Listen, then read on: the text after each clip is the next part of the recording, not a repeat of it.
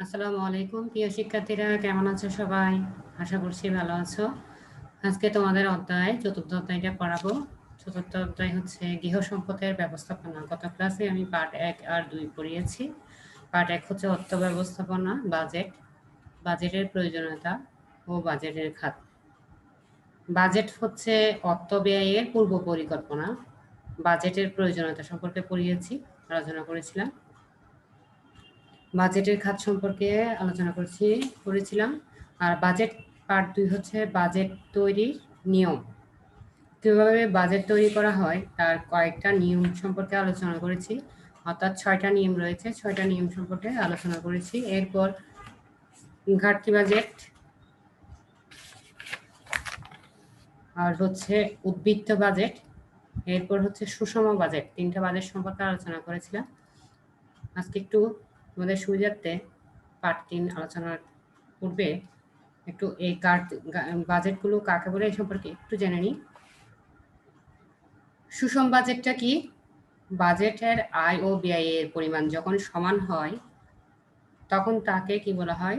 সুষম বাজেট। অর্থাৎ যে বাজেটে আয়ের চেয়ে ব্যয় বেশি হয় তাকে বলে ঘাটতি বাজেট। এছাড়া বাজেটে যদি আয়ের চেয়ে ব্যয় কম হয় সেটি হচ্ছে উদ্বৃত্ত বাজেট।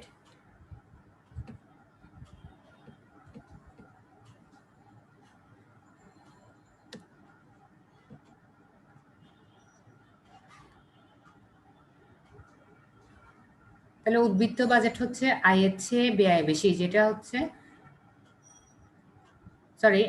যেটা আয়ের চেয়ে ব্যয় কম, সেটা হচ্ছে উদ্বৃত্ত বাজেট। উদ্বৃত্ত বাজেট হলো সবচেয়ে ভালো বাজেট। উদ্বৃত্ত বাজেটটা হলো সবচেয়ে ভালো বাজেট, যেটা আমরা সবসময় আশা করি এই বাজেটটা। আর ঘাটতি বাজেট হচ্ছে আয়ের চেয়ে ব্যয় বেশি হয়, তাকে বলা হয় ঘাটতি বাজেট। অর্থাৎ 3টা বাজেট রয়েছে। বাজেট 3 প্রকার। একটা হচ্ছে সুষম বাজেট, আরটা হচ্ছে ঘাটতি বাজেট, আরটা হচ্ছে উদ্বৃত্ত বাজেট। সুষম বাজেট হচ্ছে আয় ও ব্যয়ের পরিমাণটা সমান হয়, তাকে সুষম বাজেট বলা হয়। আর যে বাজেটে আয়ের চেয়ে ব্যয় বেশি হয় তাকে বলা হয় ঘাটতি বাজেট। এছাড়া বাজেটে যদি আয়ের চেয়ে ব্যয় কম হয় সেটি হচ্ছে উদ্বৃত্ত বাজেট। উদ্বৃত্ত বাজেট হলো সবচেয়ে ভালো বাজেট। ঘাটতি বাজেট কখনোই কাম্য নয়। ঘাটতি বাজেট আয়ের চেয়ে ব্যয় বেশি হয়, এই জন্য এই বাজেটটা আমরা কখনো কাম্য করি না।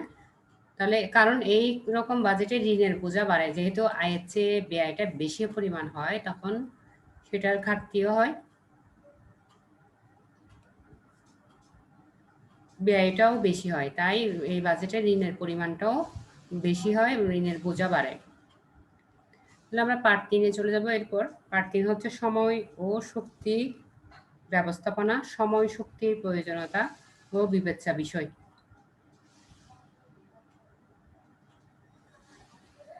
সময় ও শক্তির ব্যবস্থাপনা কিরকম? পারিবারিক মানবীয় সম্পদগুলোর মধ্যে সময় অত্যন্ত গুরুত্বপূর্ণ সম্পদ। সময় এমনই এক সম্পদ যা কখনোই থেমে থাকে না বা কারো জন্য অপেক্ষা করে না। সময় এমনই এক সম্পদ যা কখনোই কি থেমে থাকে না বা কারো জন্য এটা অপেক্ষাও করে না। সময় সবচেয়ে সীমিত সম্পদ যা কোনো অবস্থাতেই বাড়ানো বা কমানো যায় না। সময় কখনো সঞ্চয় করা যায় না, বরং কোনো না কোনো কাজে একে ব্যয় করতে হয়। সময়কে জমা করে রাখা যায় না, সঞ্চয় রাখা যায় না, বরং কোনো না কোনো কাজে এটা কি ব্যবহার করতে হয়। যে ব্যক্তি যত বেশি অর্থবহ কর্মসূচি দিয়ে যথাযথভাবে নিজেকে সময়ের সাথে সম্পৃক্ত করতে পারে, জীবনে সে তত বেশি সফলতা অর্জন করতে পারে। সময়কে যথাযথভাবে ব্যবহার করে মানুষ ব্যক্তিগতভাবে, সামাজিকভাবে গুরুত্বপূর্ণ অবদান রাখতে পারে। সময়কে যথাযথভাবে ব্যয় করার জন্য প্রতিটি ব্যক্তিরই দৈনিক 24 ঘন্টা সময়ের একটি পরিকল্পনা করা প্রয়োজন। সময়কে যথাযথভাবে ব্যবহার করার জন্য প্রতিটি ব্যক্তিরই দৈনিক কত ঘন্টা? 24 ঘন্টা। সময়ের একটি পরিকল্পনা করা প্রয়োজন। কোন দিনের শুরু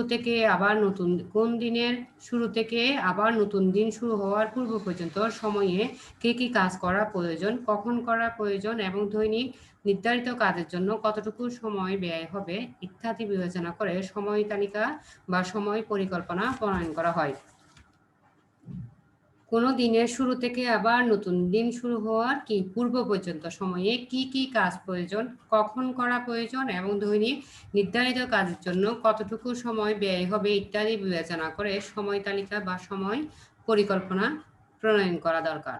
প্রত্যেক মানুষের জীবনে সময় যেমন তার একান্ত নিজস্ব সম্পদ, সেরকম সময় তালিকাও প্রত্যেক ব্যক্তির পৃথক হয়ে থাকে। প্রত্যেক ব্যক্তির অভ্যাস, প্রয়োজন, পছন্দ, চাহিদা ইত্যাদি ভিত্তিতে সময় তালিকা তৈরি করা হয়। তাহলে প্রত্যেক ব্যক্তির অভ্যাস, প্রয়োজন, পছন্দ, চাহিদা ইত্যাদি ভিত্তিতে সময় তালিকা তৈরি হয়। সময় তালিকার প্রয়োজনীয়তা। সময় তালিকার কি প্রয়োজন রয়েছে?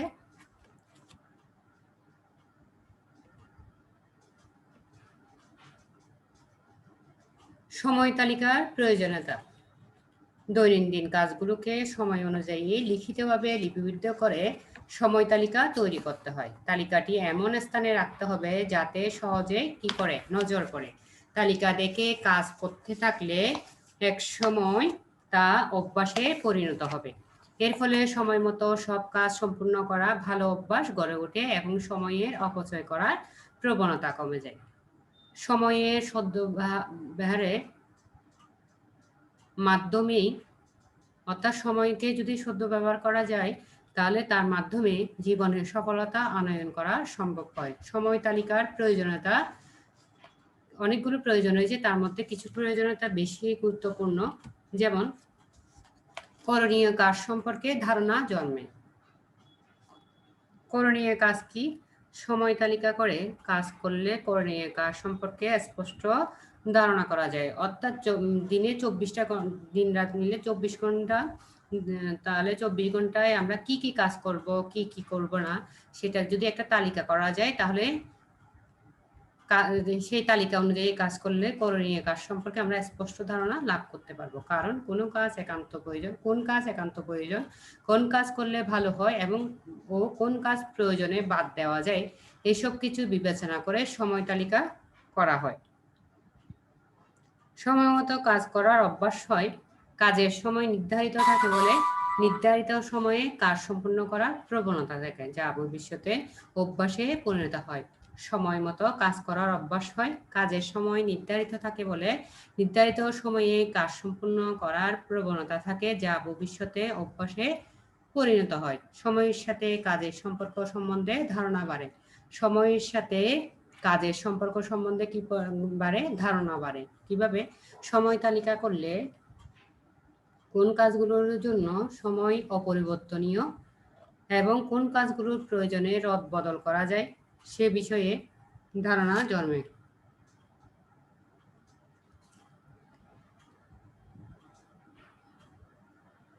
যেমন ডাক্তারের কাছে যাওয়া, স্কুলে যাওয়া, দুপুরের ধর্মীয় কাজ, এই সময়গুলো ইচ্ছে করলে বদলানো যায় না।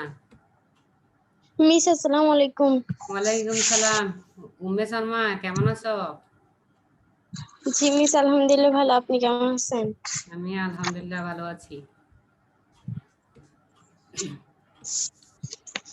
মিস, আমাদের তো শর্ট সিলেবাস দিয়েছেন এখন আবার নতুন করে।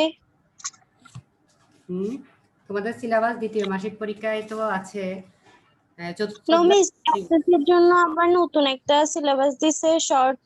আচ্ছা, শর্টটা। আচ্ছা আচ্ছা, আমি দেখবো। ওইটা এখনো আমি দেখি নাই, দেখবো, আজকে দেখে দেবো। মিস, ওখানে কতগুলো ব্যবহারিক দিয়ে দিয়েছে। হ্যাঁ, ব্যবহারিক তো অবশ্যই থাকবে, যেহেতু তোমাদের ব্যবহারিক ছিল, আগে থেকেই ছিল, ঠিক না? আগে ছিল জি ব্যবহারিক, যেহেতু 25 নাম্বার ছিল আগে থেকে, এখনো থাকবে।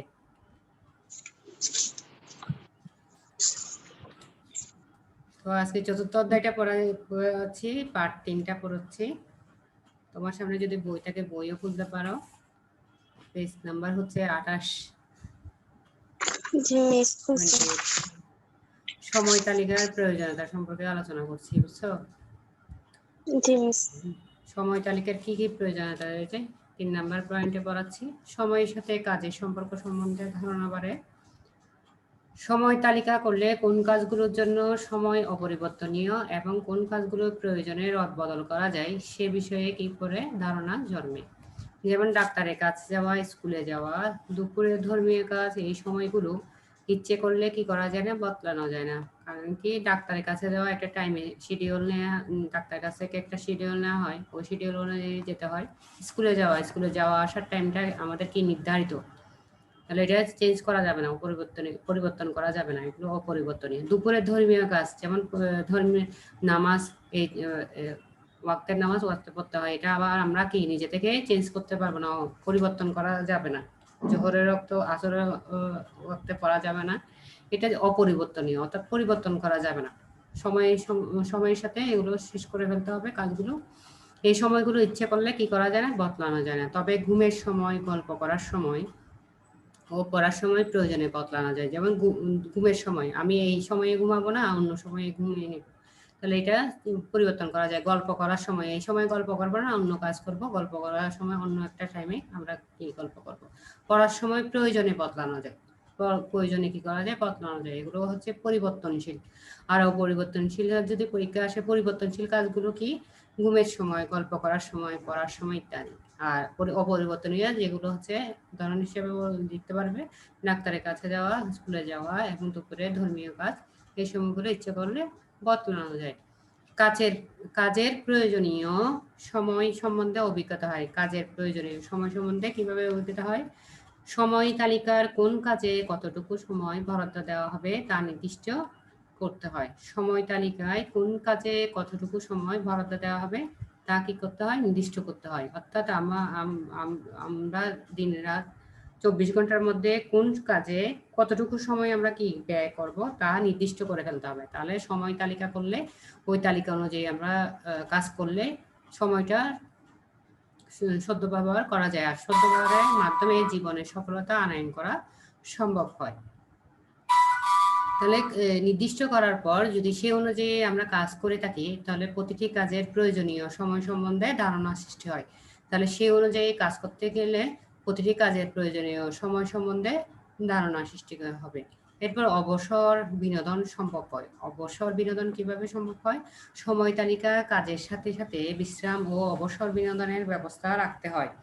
সময় তালিকায় কাজের সাথে সাথে বিশ্রাম ও অবসর বিনোদনের ব্যবস্থা রাখতে হয়। ফলে অবসর বিনোদন ভোগ করার সুযোগ থাকে, যা ক্লান্তি দূর করে, নতুন উদ্দীপনায় কাজ করার প্রেরণা যোগায়। অর্থাৎ আমরা যদি সময়টাকে তালিকাভুক্ত করি কোন সময়ে কোন কাজটা করব, তাহলে সময়ের সাথে সাথে কাজের সাথে সাথে বিশ্রাম ও অবসরের বিনোদন ব্যবস্থাও কি রাখতে হয়। যখন আমরা সময়ের তালিকাটা করব, তখন আমরা কি বলবো, কাজের সাথে সাথে যে কাজগুলো করব ওই কাজগুলোর সাথে সাথে বিশ্রামের জন্য সময়টা রাখবো, আবার অবসরের সময় যে বিনোদনের ব্যবস্থাও রাখতে হবে। তাহলে কি হবে, ফলে অবসর বিনোদন ভোগ করার সুযোগও থাকে। তাহলে কাজের ফাঁকে ফাঁকে আমরা যে অবসরটা টাইমটা পাবো, ওই অবসর সময়ে বিনোদন ভোগ করার সুযোগও থাকবে, যা ক্লান্তি কি করে দূর করে। বিনোদনের ব্যবস্থা থাকলে ক্লান্তিও দূর করবে, আবার নতুন উদ্দীপনা কাজ করার প্রেরণা যোগায়। অর্থাৎ এই ক্লান্তিবোধ দূর করে আমাদের নতুন কাজ করার জন্য কি করে, প্রেরণা যোগায়। কাজের দক্ষতা ও গতিশীলতা বাড়ে। কিভাবে কাজের দক্ষতা ও গতিশীলতা বাড়ে, সময় তালিকা করলে সময় মতো রুটিন মাফিক কাজগুলো সম্পূর্ণ হয়ে যায়। তাহলে সময় যদি আমরা তালিকা করে ফেলি সময়ে, তাহলে সময় মতো কি হবে, রুটিন মাফিক, রুটিন অনুযায়ী যে রুটিনটা করব, কোন সময়ে কোন কাজটা করব, সে অনুযায়ী কাজগুলো সম্পূর্ণ হয়ে যায়। অর্থাৎ আমরা যদি সময়কে যদি ভাগ করে নিই, ওই সময়ে কি কি কাজ করবো, ওই সময়ের মধ্যে কাজগুলো করে ফেললে তাহলে কি সময়টাও সদ্য ব্যবহার হবে, রুটিন অনুযায়ী কাজগুলো সম্পূর্ণ হয়ে যাবে, কোনো কাজ বাকি থাকবে না। ফলে অভ্যাসের কারণে কাজে দক্ষতা ও গতিশীলতা বাড়ে। একসময় নিয়ম অনুযায়ী যদি মানুষ চলাচল করে, সময়কে তালিকাভুক্ত করে কাজ করলে ওই সময়টা কি একটা তালিকাভুক্ত কাজগুলো কি আমাদের অভ্যাসে একটা পরিণত হবে। অভ্যাসের কারণে কাজে দক্ষতা ও গতিশীলতা বাড়ে। এরপর সৃজনশীল কাজ করার সময় ও সুযোগ পেয়ে বিভিন্ন রকমের কাজের দক্ষতা বৃদ্ধি পায়।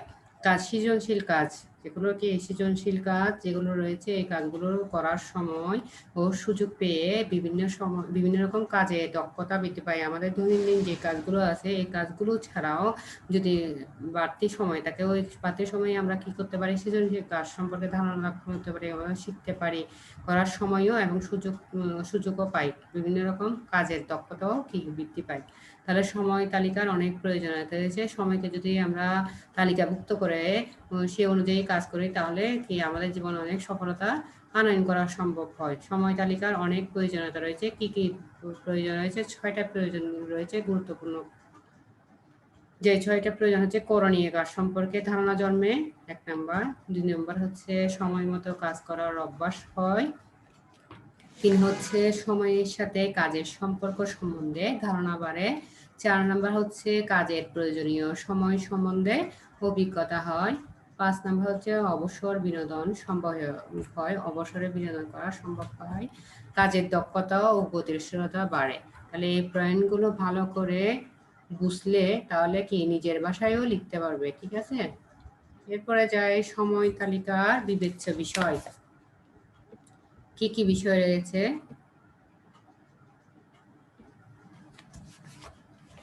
কি কি বিষয় রয়েছে এগুলো একটু জেনে নিই।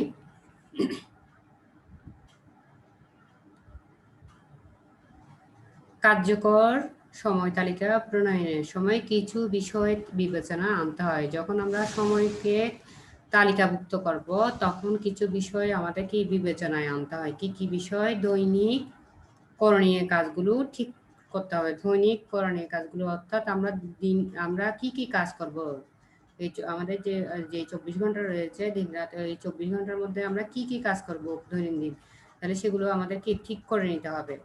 গুরুত্ব অনুসারে কাজগুলো অগ্রাধিকার ভিত্তিতে সাজাতে হবে। গুরুত্ব অনুযায়ী কোন কাজটার গুরুত্ব সবচেয়ে বেশি, সেটা কি অগ্রাধিকার ভিত্তিতে সাজাতে হবে। প্রথম যে কাজটার গুরুত্ব সবচাইতে বেশি, সেই কাজটা তালিকার একদম শুরুতেই রাখতে হবে, অর্থাৎ অগ্রাধিকার ভিত্তিতে সাজাতে হবে।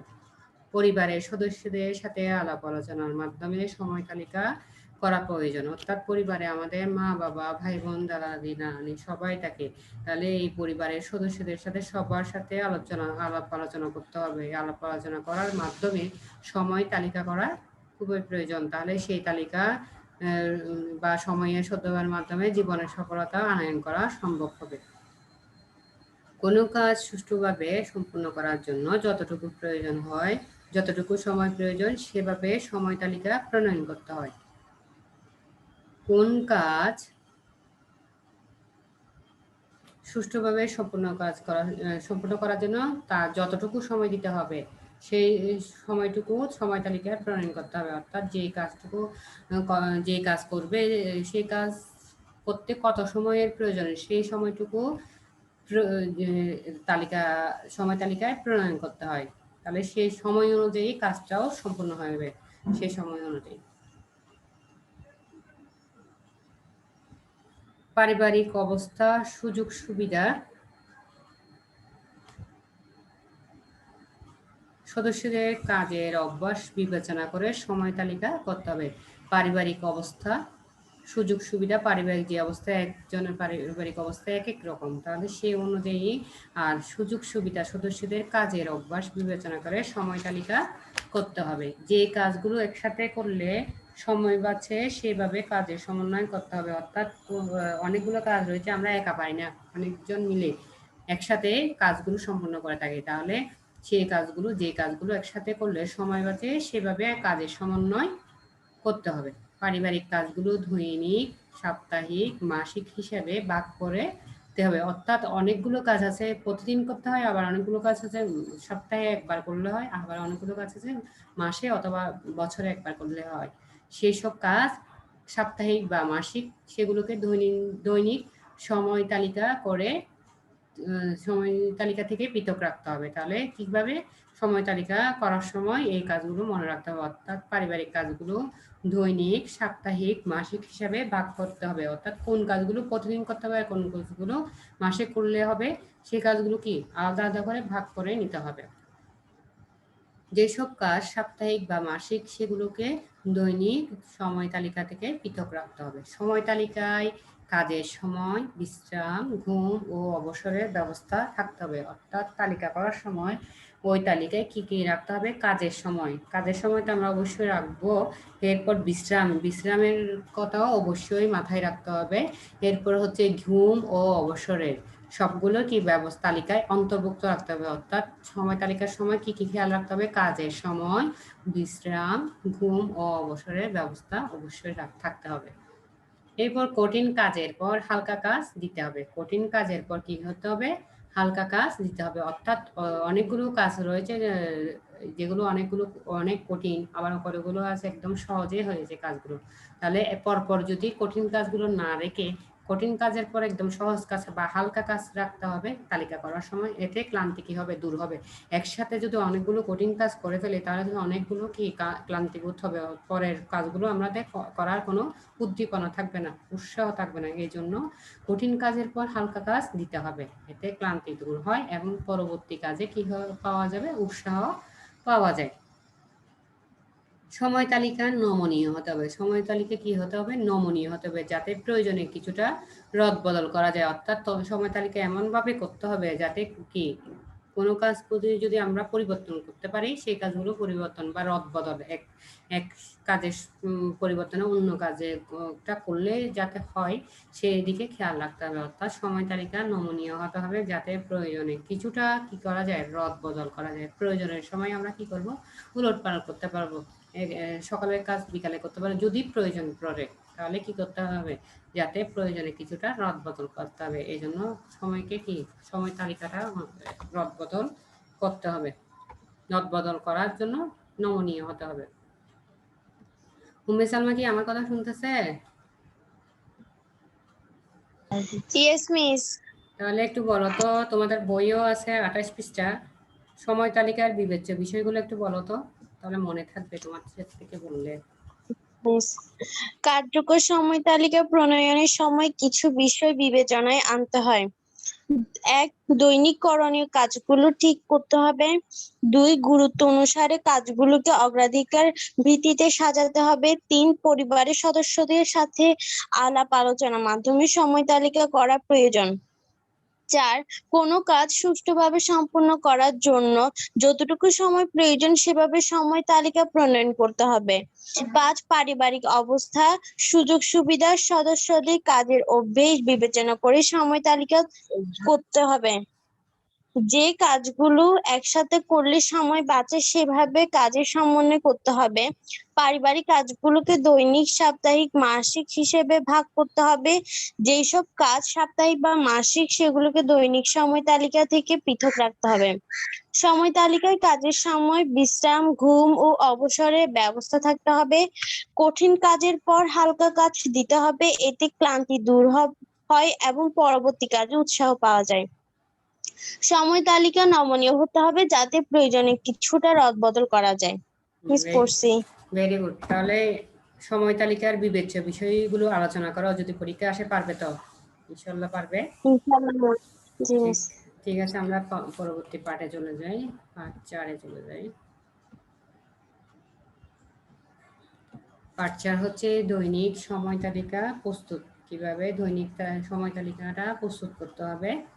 দৈনিক সময় তালিকা অনুসরণ করে কাজ করলে করণীয় সব কাজ সঠিক সময়ে সম্পন্ন হয়ে যায়। অর্থাৎ দৈনিক যে সময়টুকু আছে সেগুলো যদি তালিকা অনুসরণ করে আমরা যে তালিকাভুক্ত করব কাজগুলোকে তালিকা অনুযায়ী যদি আমরা কাজ করি, করণীয় যেই সবগুলো তালিকাভুক্ত কাজ রয়েছে সেই কাজগুলো সঠিক সময়ে সঠিক কাজগুলো সম্পূর্ণ হয়ে যায়। ফলে কাজে সফলতা, আনন্দে, নতুন উদ্যমে আরও কাজ করার ইচ্ছা বেড়ে যায়। অর্থাৎ আমরা যদি সঠিক সময়ে সঠিক কাজগুলো তালিকা অনুযায়ী যদি করে ফেলতে পারি তাহলে নতুন কাজ করার কি হবে? ইচ্ছা বেড়ে যায় এবং সফলতার আনন্দে নতুন উদ্যমে আমরা নতুন কাজ করার প্রেরণা পাই, উৎসাহ পাই। ছাত্র জীবনে সময়ের তালিকা অনুসরণ করলে সফলতা লাভ করা যায়। ছাত্র জীবনে যেমন পড়াশোনার ক্ষেত্রে সময়ের সাথে যদি আমরা পড়াশোনাটা শেষ করে ফেলি তাহলে কি আমাদের কি হবে? সফলতা লাভ করা যায়। সঠিক সময়ে যদি কাজগুলো করে থাকি, সঠিক সময়ে পড়ালেখা করে থাকি তাহলে কি আমাদের জীবনে অনেক সফলতা আমরা লাভ করতে পারি। প্রত্যেকের উচিত মূল্যবান সময় অপচয় না করে সময়ের কাজ সময়ে সম্পূর্ণ করা। অর্থাৎ আমাদের প্রত্যেকের উচিত যে মূল্যবান সময়টাকে আমরা যদি অপচয় না করি, সঠিক সময়ে যদি সঠিকগুলো কাজ করে থাকি, সময়ে অপব্যয় না করি, তাহলে সময়ের কাজ সম্পূর্ণ করা যায়। একজন স্কুল শিক্ষার্থীর জন্য সময় তালিকা 2টি নমুনা দেওয়া হলো। তোমাদের বইয়ে সুন্দর করে 2টা নমুনা দেওয়া আছে। তবে ঋতুভেদে এতে সময়ের কিছু তারতম্য হতে পারে। ঋতুভেদে মানে আমাদের তো মানে ঋতুভেদে অর্থাৎ এতে সময়ের কিছুটা তারতম্য হতে পারে। শীতকাল, গ্রীষ্মকাল এই সময়টুকু একটু তারতম্য হতে পারে, কেননা শীতের দিনে রাত বড়, দিন ছোট হয়। এছাড়া নামাজ, ধর্মীয় প্রার্থনার সময়ও ঋতুভেদে তফাৎ হয়। অর্থাৎ ঋতুভেদে শীতকাল, গ্রীষ্মকাল এক্ষেত্রেও কি নামাজ বা ধর্মীয় প্রার্থনায়ও সময়টা কি ঋতুভেদে তফাৎ হয়। তাই ঋতু অনুযায়ী এই সময়গুলো নির্ধারণ করে নিতে হবে। তাই ঋতু অনুযায়ী এই সময়গুলোকে কি করতে হবে? নির্ধারণ করে নিতে হবে। এছাড়া বিশেষ প্রয়োজনে সময় তালিকার কাজের কিছুটা কি করা যায়? পরিবর্তন আনা যায়। বিশেষ প্রয়োজনে যদি কোনো গুরুত্বপূর্ণ প্রয়োজন থাকে, তাহলে এই সময় তালিকা কিছুটা কি করা যায়? পরিবর্তন করা যায়। অর্থাৎ সময় তালিকা করার সময় সময় তালিকা আমাদেরকে নমনীয় হতে হবে। সময় তালিকাটা নমনীয় করতে হবে, যাতে কি প্রয়োজন অনুযায়ী কিছুটা রদবদল করা যায়। এর আগে আমরা সময় তালিকা করার বিবেচ্যের বিষয় সম্পর্কে জেনেছিলাম। তাই ঋতু অনুযায়ী এই সময়গুলো নির্ধারণ করে নিতে হবে। এছাড়া বিশেষ প্রয়োজনে সময় তালিকা কাজের কিছুটা পরিবর্তন আনা যায়, তবে তা আবার অন্য সময়ে কাজের সাথে কি করে নিতে হয়? খাওয়াতে হয়, যাতে কি সময় তালিকা অনুযায়ী সময়ের কাজগুলো আমরা করে ফেলতে পারি। ছাত্র জীবন থেকে সময় তালিকা অনুযায়ী কাজ করার অভ্যাস গড়ে তুলতে হবে। অর্থাৎ ছাত্র জীবন থেকেই আমাদের কি করতে হবে? সময় তালিকা অনুযায়ী কাজ করার অভ্যাসটা গড়ে তুলতে হবে, যাতে সময়ের সাথে আমরা সময়ের কাজটা করে থাকি। যেমন তোমাদের বইয়ে সুন্দর একটা তালিকা দিয়েছে। একজন স্কুল শিক্ষার্থীর জন্য একটি দৈনিক স্কুল খোলার দিনে সময় তালিকার নমুনা। অর্থাৎ স্কুল যখন খোলা থাকে তখন আমরা কি এক ধরনের নিয়ম অনুযায়ী চলি, এক ধরনের সময় তালিকা করতে হয়। আর যদি স্কুল বন্ধ যখন থাকে, বন্ধের দিনে আমাদের কি সময় তালিকাটা একটু ভিন্নতর হবে। দুই রকম করে তালিকা করতে হবে, ঠিক আছে? এই তালিকা অনুযায়ী যদি সময় তালিকা অনুযায়ী যদি আমাদের কাজ করার অভ্যাস করে তুলি, তাহলে আমরা জীবনে অনেক সফলতা অর্জন করতে পারবো। এরপরে আমরা পার্ট 5-এ যাই। শক্তি ব্যবস্থাপনা। এটা কিরকম একটু জেনে নিই।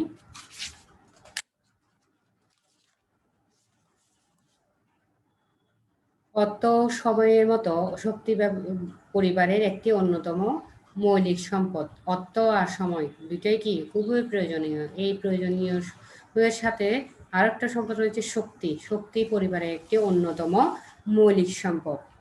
ইম্পর্টেন্ট। শক্তি হচ্ছে একটা মৌলিক সম্পদ। মানবীয় এই সম্পদের যথাযথ ব্যবহারের উপর পরিবারের সদস্যদের স্বাস্থ্য ও মানসিক পরিতৃপ্তি নির্ভর করে।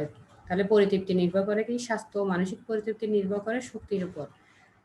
এটা হচ্ছে একটা মানবীয় সম্পদ। অন্যান্য সম্পদের মতো শক্তির সদ্য ব্যবহারের প্রতি সকলের কি হওয়া উচিত? যত্নবান হওয়া উচিত। চাহিদা পূরণ করে লক্ষ্য অর্জনের জন্য আমাদের অনেক কাজ করতে হয়। যে কোনো কাজ এমনভাবে করতে হবে যাতে সেই কাজ কর্মশক্তি ব্যবহার হয়। যে কোনো কাজ কি করতে হবে? এমনভাবে করতে হবে যাতে কি সে কাজ কর্মশক্তি ব্যবহার হয়, অথবা একই পরিমাণ শক্তি ব্যবহার করে যেন অনেক কাজ করা যায়। একই পরিমাণ শক্তি ব্যবহার করে কি যেন অনেকটা কাজ আমরা করতে পারি। তাহলে আমাদের সীমিত শক্তি দিয়ে আমরা অনেকেই কি করতে পারবো? কাজ করতে পারবো। শক্তিকে যথাযথ ব্যবহার না করলে তা ক্ষয় হয়ে যায়। শক্তিকে যথাযথ ব্যবহার না করলে তা কি হয়ে যায়? ক্ষয় হয়ে যায়। ফলে কাজে অনীহা, ক্লান্তি ও বিরক্তির সৃষ্টি হয়। ক্লান্তি ও বিরক্তির সৃষ্টি হয়। উন্নত ব্যবস্থাপনার মাধ্যমে শক্তি ব্যবহার করলে এর অপচয় কি হয়? রোধ করা যায়। যদি উন্নত ব্যবস্থা করে আমরা ব্যবস্থাপনার মাধ্যমে রাখি, তাহলে কি শক্তি ব্যবহার করলে এতে অপচয়টা কি কম হয়, রোধ করা যায়। শক্তির যথাযথ ব্যবহারের জন্য কিছু বিষয় বিবেচনা করতে হয়। শক্তিকে যদি যথাযথ ব্যবহার করতে পারি, সেক্ষেত্রে আমাদের কিছু বিষয় বিবেচনা করতে হবে। যেমন কি একটি কর্মতালিকা অনুসরণ করে কাজ করতে হবে। একটা আমরা কর্মতালিকা তৈরি করব। এই তালিকা অনুযায়ী এই তালিকাটা অনুসরণ করে কাজ করতে হবে। কোন কাজে কেমন শক্তি ব্যয় করতে হয়, কিভাবে সহজে কাজটা করা যায় সেদিকে কি করতে হবে, লক্ষ্য রাখতে হবে। অর্থাৎ কোন কাজে আমরা কেমন শক্তি অথবা যেমন হালকা কাজে কম শক্তি ব্যবহার করতে হয়, ঠিক আছে। তাহলে এরপর কঠিন কাজে বা ভারী কাজে আমরা একটু বেশি শক্তি ব্যবহার করে থাকি। তাহলে কিভাবে সহজে কাজটা করা যায় সেদিকে কি করতে হবে, লক্ষ্য রাখতে হবে। ব্যক্তিগত পছন্দ ব্যক্তিগত পছন্দ আগ্রহ অনুযায়ী পরিবারের সদস্যের মধ্যে কাজগুলো কি করতে হবে, বন্টন করে দিতে হবে। বয়স, ব্যক্তিগত পছন্দ আগ্রহ অনুযায়ী পরিবারের সদস্যের মধ্যে কাজগুলো বন্টন করে দিতে হবে। কাজের সময় 2 হাত ব্যবহার করতে হয়। কাজের সময় কি করতে হয়, 2 হাত ব্যবহার করতে হবে। এছাড়া সঠিক দেহভঙ্গি বজায় রেখে কাজ করলে শক্তির অপচয় হয় না। সঠিক দেহভঙ্গি কি করতে হবে, বজায় রাখতে হবে। যেমন দাঁড়িয়ে ঘর মুছলে বসে ঘর মোছার চেয়ে কম শক্তি ব্যয় হয়। যদি আমরা বসে ঘর মুছে করি তাহলে কি অনেক শক্তি ব্যয় হয়। আর যদি দাঁড়িয়ে ঘর মুছি তাহলে একটু শক্তির অপচয়টা খুব কম, একটু কম হয়।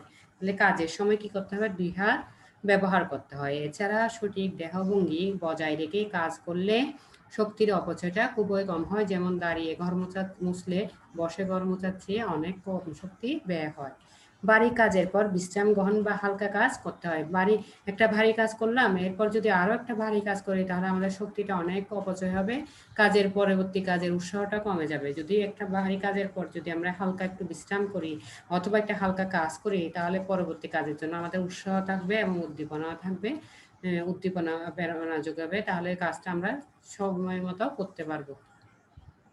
বিভিন্ন রকম শ্রমলাঘব যন্ত্রপাতি ব্যবহার করে শক্তির খরচ কমানো যায়। শ্রম লাঘব মানে যদি যেগুলো শক্তি এমনি করলে আমাদের অনেক শক্তির প্রয়োজন হয়, আর যদি শ্রম লাঘব যন্ত্রপাতি ব্যবহার করে কাজ করি তাহলে শক্তির খরচটা কমানো যায়।